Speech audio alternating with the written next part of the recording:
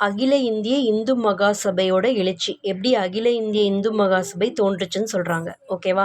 அகில இந்திய முஸ்லீம் லீக் உருவாக்கப்பட்டதுனையும் முஸ்லீம் லீக் வந்து அகில இந்திய அளவில் உருவாக்கப்பட்டுச்சு.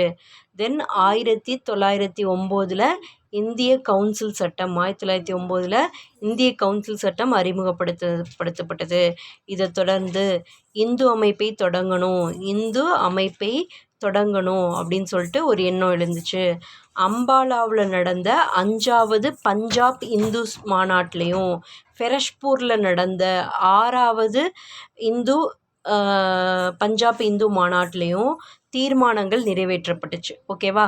அம்பாலாவில் 5வது பஞ்சாப் இந்து சபை மாநாடு, பெரஷ்பூரில் 6வது இந்து சபை மாநாடு, இது ரெண்டுலேயும் தீர்மானங்கள் நிறைவேற்றப்பட்டுச்சு. அதன்படி 1915 இந்துக்களோட முதல் அகில இந்திய 1915 இந்துக்களோட முதல் அகில இந்திய மாநாடு ஹரித்வாரில் கூட்டப்பட்டுச்சு. தலைமையிடம் வந்து டேராடூனை வச்சுட்டு அகில இந்திய இந்து மகாசபை தொடங்கப்பட்டுருச்சு.